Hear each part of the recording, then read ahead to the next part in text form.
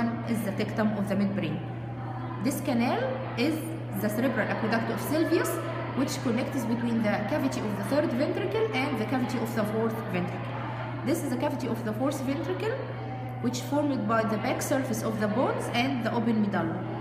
This is the cut surface of the superior cerebellar peduncle, and this cut surface of the inferior cerebellar peduncle, and here is the middle cerebellar peduncle, connects between this structure, which is the cerebellum, and the brain stem anterior.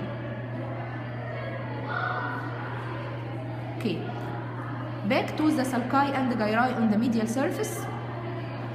The sulcus which arches above the corpus callosum is called sulcus, callosal sulcus. This is the callosal sulcus, in which the anterior cerebral artery is going through. This is the callosal sulcus. And this one, 1 inch above the callosal sulcus, is the sulcus cinguli, and just above the splenium of the corpus callosum, it arches upward here to form the posterior upturned part of the sulcus cinguli. So this is the sulcus cinguli, this one, and this is the posterior upturned part of sulcus cinguli, and this is the ascending part or the ascending ramus of the sulcus cinguli here. Okay, the central sulcus, which is obvious on the lateral surface, beginning 1 inch on the medial surface of the brain.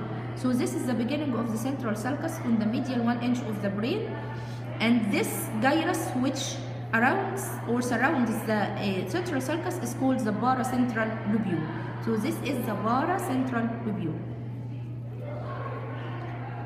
Okay, we will refer back to the gyri on the medial surface after we finish all sulci on the medial surface. Continuing the sulci on the medial surface, you should identify here the parieto-occipital fissure. This one is the parieto-occipital fissure, and this is the stem of calcarine sulcus, and this is the continuation of also the calcarine sulcus. It's called post-calcarine sulcus. So this is the calcarine and post-calcarine sulcus, and this is the parieto-occipital fissure. Okay, these sulci and fissures forming the medial surface gyri. The gyrus between the callosal sulcus and sulcus cinguli is called cingulate gyrus. So this is the cingulate gyrus here. This is the cingulate gyrus. Around the sulcus is the central sulcus. As we mentioned before, this is the paracentral lobule. This is the paracentral lobule. On the medial surface towards the frontal lobe, towards the frontal bole of the brain, this is the medial frontal gyrus. This part is the medial frontal gyrus here. Okay.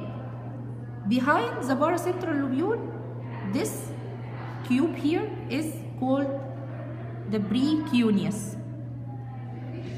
And this area here, this triangular area, is called the cuneus, this one. Behind the cuneus and below the calcarine and post-calcarine, this is the lingual gyrus. So, arranging from anterior to posterior, gyri are called medial frontal gyrus, paracentral lobule, precuneus, cuneus, lingual gyrus. Lingual gyrus, cuneus, precuneus, paracentral lobule, and medial frontal gyrus. And this is the cingulate gyrus. Okay. Inferior surface of the brain. This is the inferior surface of the brain. This is the stem of the lateral fissure.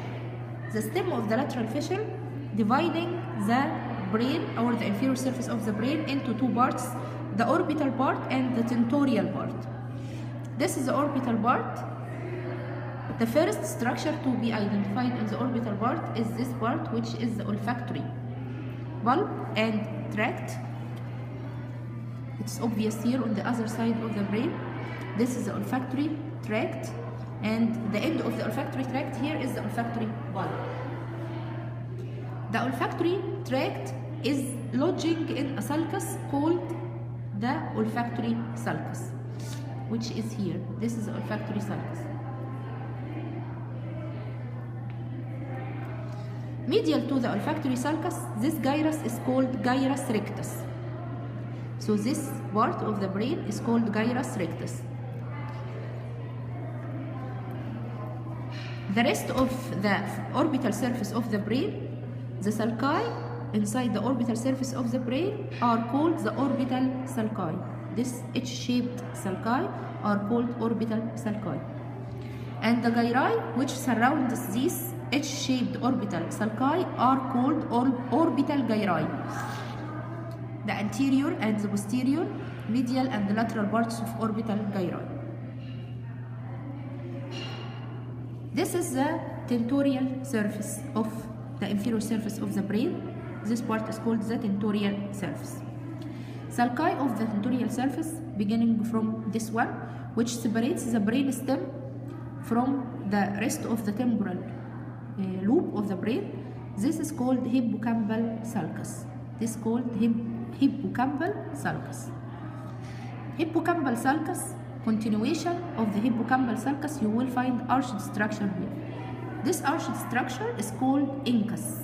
Incus of the, it's apart from the limbic system, and it's consisting of fibers that transmits the smell from the olfactory bulb and tract to this area. So this area is the center of the smell. This is the hippocampal sulcus. The sulcus, which is after the hippocampal sulcus, this one is the collateral sulcus. This one is the collateral sulcus. And the end of the collateral sulcus here upward is called rhinal sulcus. So this is the collateral sulcus, and this is the upper end of the collateral sulcus, which is called rhinal sulcus. The last one on the surface, or on the tentorial surface, is the occipitotemporal sulcus. This one is the occipitotemporal sulcus. Occipitotemporal. Gyri on the inferior tentorial surface of the brain. This gyrus is the hippocampal gyrus. This one, the hippocampal gyrus, sometimes called parahippocampal gyrus, because the inside structure here, inside the gyrus itself, is called the hippocampus. This part is the hippocampus here. And then, between the collateral sulcus and the occipitotemporal, the medial occipitotemporal gyrus and the lateral occipitotemporal gyrus. So this is the hippocampal gyrus, medial occipitotemporal, lateral occipitotemporal gyri. And these are all sulci on the inferior surface of the brain.